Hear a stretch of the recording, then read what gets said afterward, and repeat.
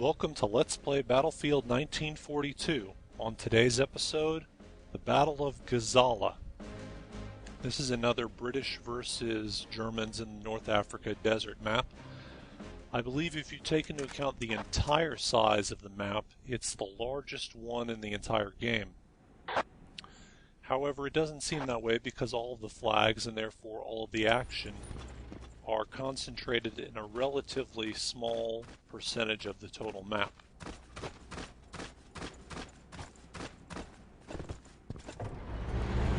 The very first thing that always happens in this map is there's a little clash over this gray flag over here.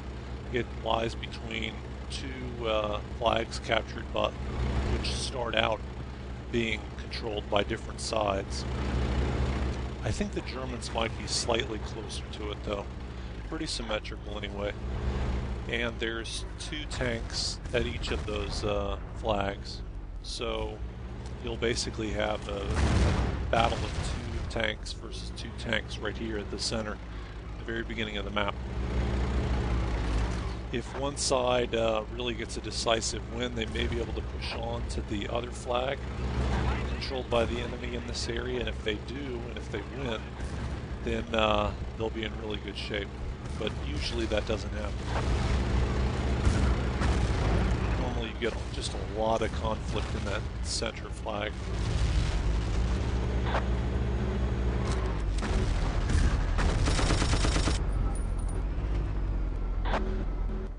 There's been a lot of good teamwork between me and this other tank who just happened to spawn at that same flag. We were able to basically combine our fire together and annihilate the British tanks that were in this area. So we've got 3 out of 4 flags already. So we've got ticket lead inflicted against the other side, even if they manage to get the 4th flag, which is kind of separate from the other ones. There's a British, maybe a sniper up there in the hill. I probably can't access him from over here and hit him with the tank's turret. But unfortunately, if he manages to hide out and we all leave, he should be able to sneak in and take this middle flag at the very least, maybe the other ones.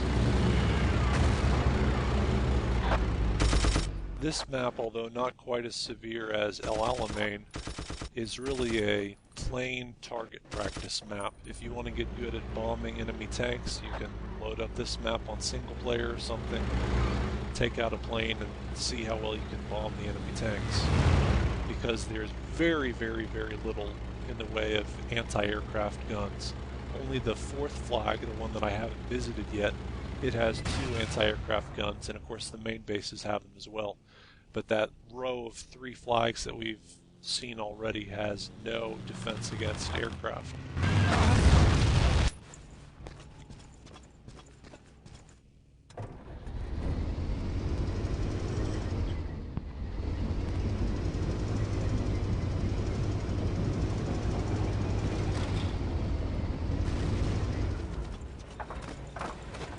Yeah, I've got that artillery piece, but it's so slow and such a great target for enemy airplanes. They can actually kill the artillery just by using their machine guns. They don't even have to bomb you. So I'd much rather take a Jeep. Even though it's vulnerable as well, at least it's a lot faster moving, so you can get to where you're going.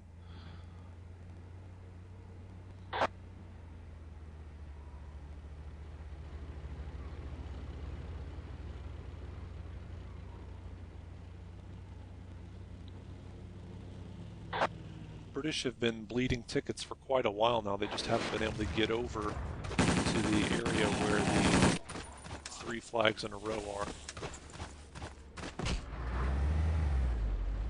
The flag they did capture is a very important one, arguably the most important. It has both of the anti-aircraft batteries and it spawns 2 tanks as well. And I just got nailed by a well-aimed bazooka there. Looks like the British have finally shown up to this group of 3. Not very good timing.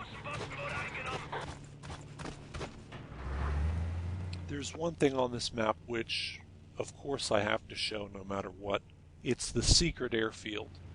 There's a lot of plane camping that goes on this map, especially if one side holds all the flags. But there's also a secret airfield in the far northwestern corner of the map. You can actually play this game for a long time and not ever be aware that it exists. It's just such a weird thing. There's nothing quite like it on all the rest of Battlefield 1942. It's completely independent of all the flags. It just spawns on its own. A bunch of British airplanes. It's not really belonging to the British, though, because it's an equal distance from the German and British airfield. So you just take a jeep, go over there, or you can bail out of a plane. But it spawns. There you see the British heavy bomber, the B-52, and it spawns 3 other planes. The British guy went from his main base driving that artillery piece all the way over here, and presumably the other 2 regular aircraft, Spitfires, were both either taken or destroyed by other people. One disadvantage of taking planes, here we go, is that if you take them from the secret airfield, there are often enemy aircraft patrolling the area just waiting for you to take one. And there's not a whole lot you can do about it if they manage to get behind you.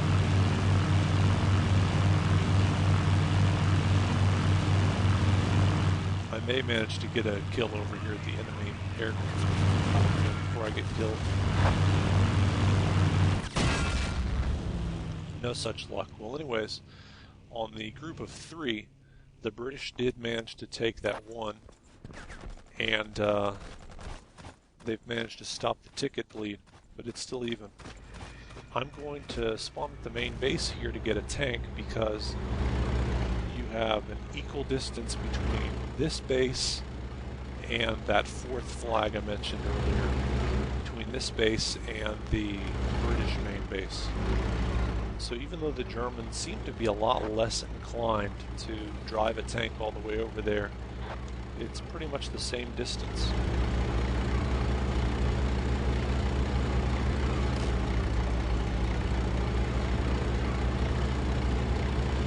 You could also take the southern route from this location, and you can attack that one other British flag.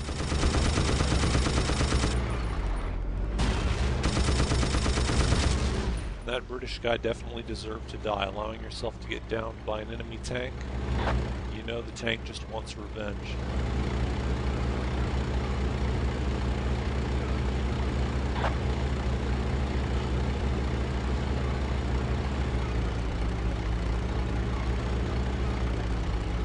If you've got really good timing, you may manage to roll up to this base right after the British have left with their tanks.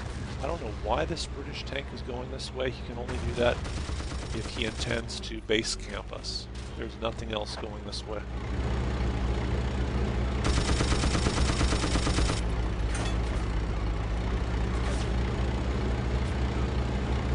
It can be a little tricky trying to attack this flag on your own.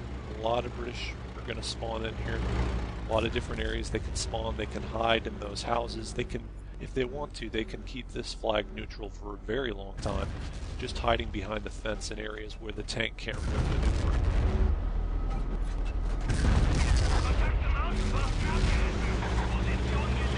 And of course, British bring up their tanks from their main base, and they always head over here.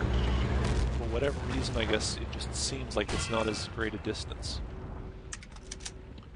I may get a chance to spawn in right before it goes neutral and knock out this tank with the bazooka. Nope, not quite. So I've got no choice here but to try again. And that's one thing on this map, is you've really got to kind of steel your nerves and be ready to try assaulting and bringing up the tanks over and over again. It may seem like it's pointless, it may seem like you're not going to be able to get over there without being bombed by an airplane, but if you try it enough times, you will get the edge eventually. You'll turn the flag, and then the British will be in the same position that you were in earlier. And always note the tickets, too. No matter how good the strategic position is, and the British are in a very good one at the moment, we're still technically in the lead, even though we're bleeding tickets. So we've got plenty of time. Stay tuned for part 2.